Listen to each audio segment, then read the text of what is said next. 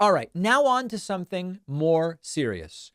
One of the questions, one of the missing pieces in some of the criminal cases against the failed former president Donald Trump have been motive.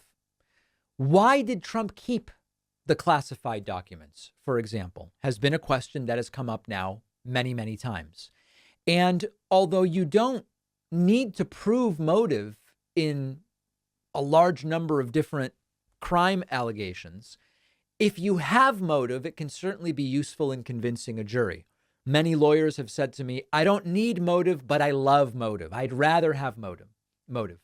Vice News is now able to report on a statement made by Special Prosecutor Jack Smith. They believe they have the motive for why Donald Trump kept the classified documents. We've speculated. Was it because he wanted to monetize the documents by selling them to who knows who? Was it that it was an ego boost and he's a narcissistic egomaniac and he wanted to have the documents and show the documents to look powerful and strong and, big, strong guy? It's a possibility. Well, they're not saying what it is, but they say they've got it. Let's look at the Vice article. Trump's secret documents case just got worse for him. Prosecutors now claim they can prove his motive, answering a major question in the case. And the article presents it. Why on earth did Trump want those documents anyway? Now, prosecutors claim they have the answer. They haven't publicly explained what it is, but they say they're confident they can prove it in court. It matters because Trump's intent is far from academic. Legal experts have said while the criminal case against Trump for allegedly violating the Espionage Act by bringing the boxes full of docs to Mar-a-Lago looks strong, it has a hole, which is Trump's motive. Jurors like to know why someone committed an alleged crime before they convict. Trump's behavior is so baffling, writes Vice, that the lack of a clear explanation could leave lingering questions in jurors' minds. U.S. Army General Counsel Jill Wine Banks, former Watergate prosecutor, says, quote, it's always easier when you can prove intent than when you can't, even in a crime that doesn't require intent. I think you could make the case without asserting a motive, but it's sure better with it. Special counsel Jack Smith's team wrote in a recent court filing they intend to prove in court why the documents were moved and what Trump intended in retaining them. Motive is not an element in a crime, but motive is a gift to a prosecutor trying to prove a defendant is guilty beyond a reasonable doubt. If I had to guess what the motive was, I don't think it's he planned to sell the documents to whoever. I know that Trump is greedy. I know Trump is selfish. I know Trump puts himself above national security and national interest. There's no moral quandary Trump would find himself in. I just don't think that's what it was. I think it was much more much more personal is, I think, the way I would put it. I think Trump planned to use the documents to make himself look like a big boy and a big, strong man, and potentially even to try to find out some way to use the documents to help himself related to 2024. I don't know exactly what that is. We will eventually find out, but this is no small thing. And certainly Donald Trump has been notified of this by his attorneys.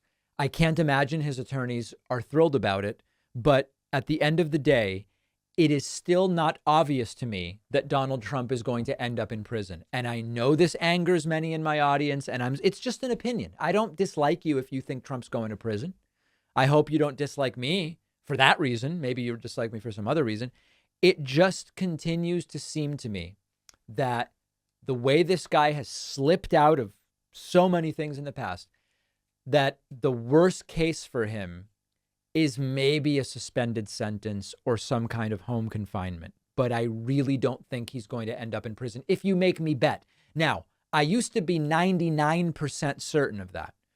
I'm not 99% certain.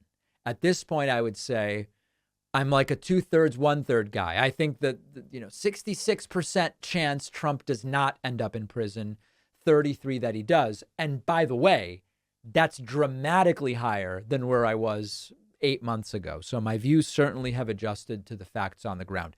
Let me know where you are on that issue. Do you believe at this point in time that Trump's doing time at some point in his future? Let me know in a comment. Make sure you're subscribed on YouTube, where we are barreling towards 2 million subscribers. I think we're maybe close to 1.94 at this point, very close to 1.94. So it's happening, folks. It's happening soon. We're going to take a break. We'll hear from some of you upcoming. We have so many different things to discuss. Stay with me. Anxiety and depression are mental health challenges that affect millions of Americans. 32% of American adults have reported symptoms of anxiety or depression, but finding the right treatment can be tough. You might have tried things already, might have not been enough, might have not been the right fit. Maybe medications you tried had side effects you didn't like. There is an alternative treatment for anxiety and depression that's shown promising results for many, and that's ketamine therapy. Our sponsor, MindBloom, is a leading provider of at-home ketamine therapy. They have a team of licensed doctors and therapists who guide you through the process. Ketamine therapy is based on scientific research that shows it's generally safe and well tolerated without many of the side effects of some other traditional medications. 89% of MindBloom patients report improvements in anxiety or depression after just 2 sessions. And MindBloom has a special offer for my audience. You can get $100 off your first 6-session program by going to mindbloom.com/Pacman and using the code Pacman. The link is in the description.